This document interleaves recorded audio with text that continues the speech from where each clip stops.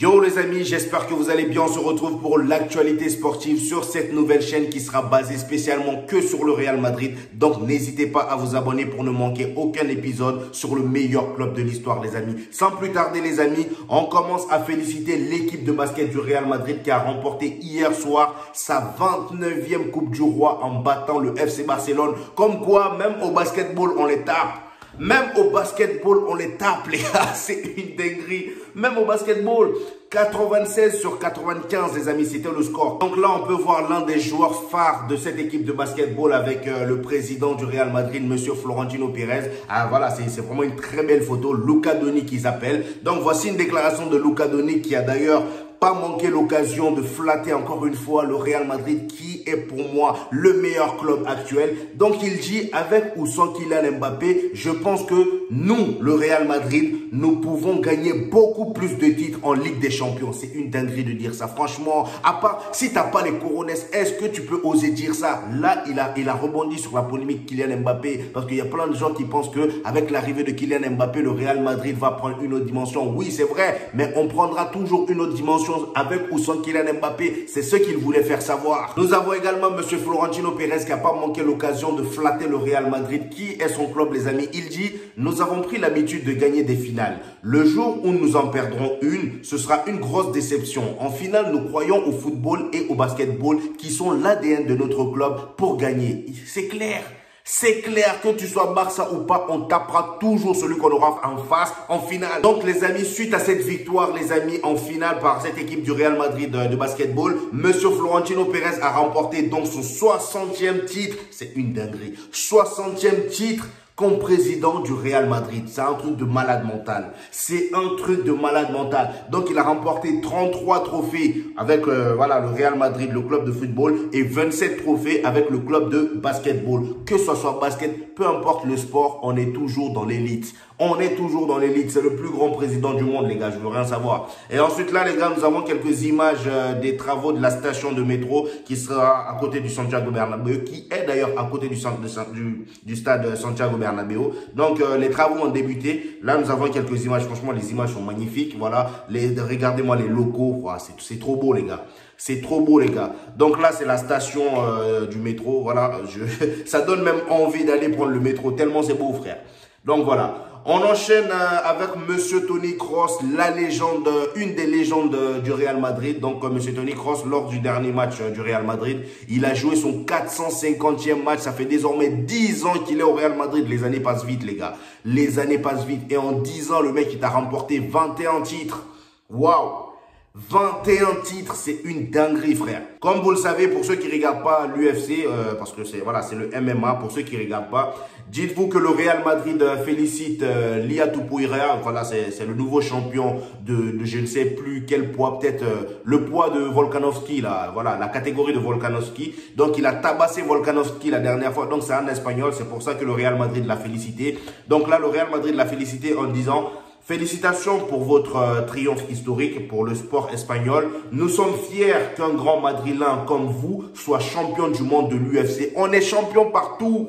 On est champion partout. En plus, il est madrilène. C'est une dinguerie. Et dites-vous que là, il y a même l'UFC qui songe à faire un événement de MMA, c'est-à-dire un événement, peut-être l'UFC 301, 302. Voilà, ils veulent faire ça en Espagne et ça sera au Santiago Bernabéu. Vous imaginez un peu, dans le nouveau Santiago Bernabéu, un événement UFC, ça va être historique. Franchement, ça va être historique. On enchaîne encore avec Toni Kroos, les amis. J'avais oublié, Toni Kroos a réagi à tout ce qui se dit autour de Arda Güler en ce moment. Comme vous le savez, Arda Güler, il n'a pas beaucoup de temps de jeu en ce moment. Carlo Ancelotti ne veut pas le laisser jouer. Voilà, monsieur Toni Kroos, l'homme qui sait parler, a pris la parole. Donc, il dit, les supporters turcs sont très fiers d'avoir Arda Güler au Real Madrid.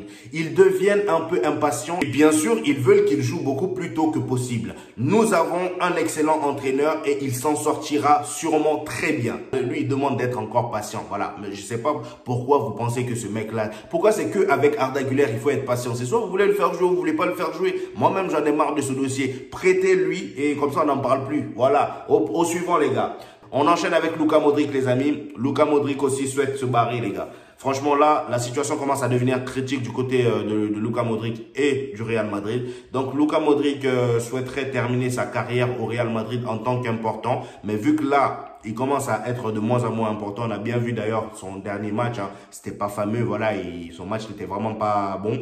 Il estime donc que les promesses qui lui ont été tenues n'ont pas été respectées. Donc là, il songe à partir du club. Donc j'espère qu'au moins, voilà, les choses vont bien se terminer parce que Luka Modric, il le mérite, les gars. Franchement, il le mérite. Et nous avons, voilà, il y a des pourparlers concernant Kubo, les gars, le joueur de la Real Sociedad. Le Real Madrid suit toujours de près Takefusa Kubo. Donc, le club a toujours des clauses de retour, même après sa prolongation.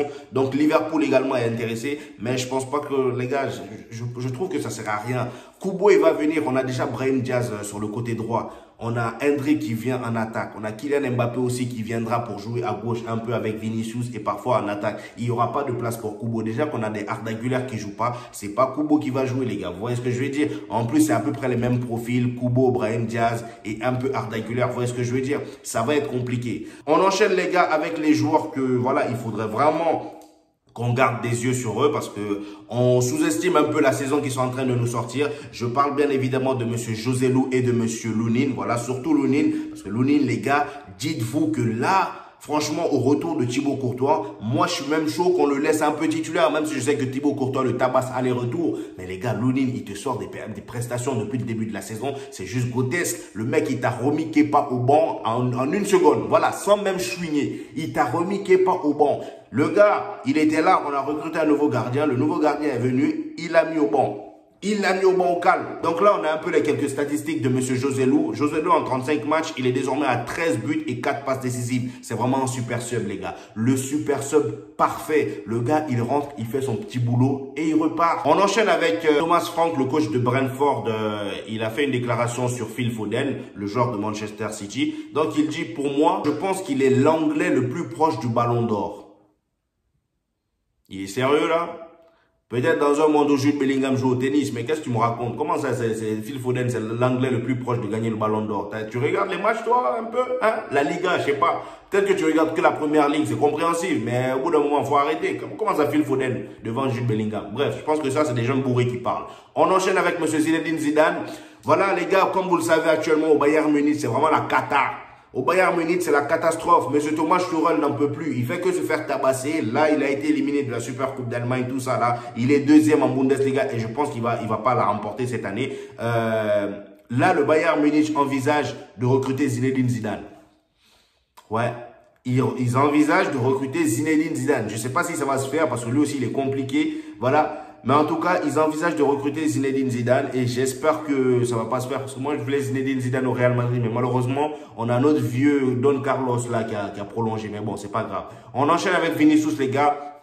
Vinicius il est toujours au Maroc. Voilà, il était parti au Maroc. Là, il a marqué, le joueur du Real Madrid, Vinicius, est actuellement à Marrakech pour rendre visite à une école au quartier Ashraf, au grand bonheur des enfants. Donc, il y a un quartier qui s'appelle Ashraf. En gros, un quartier qui porte le nom Ashraf Hakimi. Donc là, il est parti rendre visite. Je pense que c'est pour une association. Je sais plus c'est quoi le nom de l'association, mais en tout cas, c'est pour une association. Il est parti, il a joué un peu avec les enfants à l'école. J'ai même vu des photos de lui. Voilà, je vais vous les mettre là. Des photos de lui avec un maillot du Maroc, avec le numéro 2, je crois, ou numéro 5. Le numéro d'Ashraf Hakimi, en tout cas. Il avait même fait un post avec le maillot d'Ashraf Hakimi et il y a même Kylian Mbappé et Ashraf Hakimi qui ont liké la photo. Les gars, ça en dit long. Hein.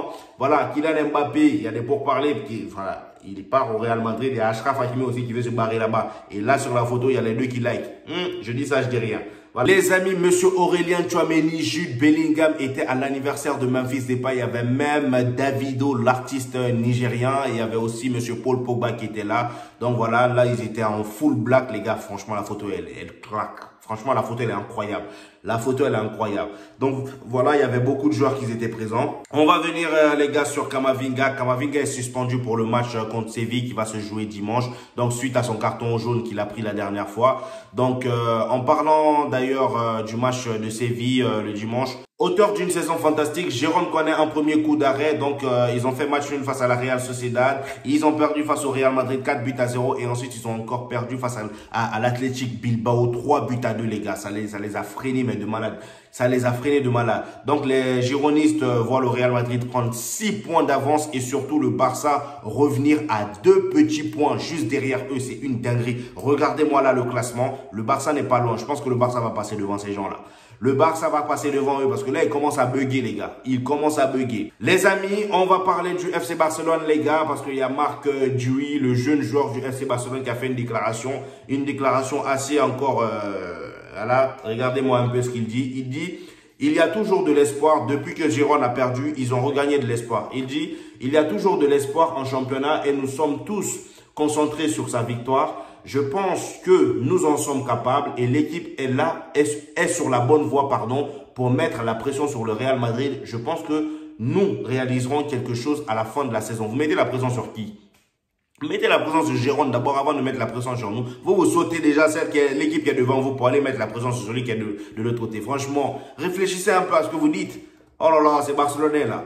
On enchaîne les gars, la nouvelle que vous attendez tous. Monsieur Sergio Ramos qui a proposé sa maison à Madrid à monsieur Kylian Mbappé. Comme vous le savez, il faut bien trouver une maison pour Kylian Mbappé parce qu'il vient à Madrid. Donc Sergio Ramos s'est porté garant. Voilà, il a proposé sa maison, sa villa à Madrid à 6 millions d'euros. Voilà, à monsieur Kylian Mbappé pour son arrivée. Donc là, ils sont en pourparlers. Je ne sais pas si Kylian Mbappé va accepter. Donc là, il est dit sur cet article.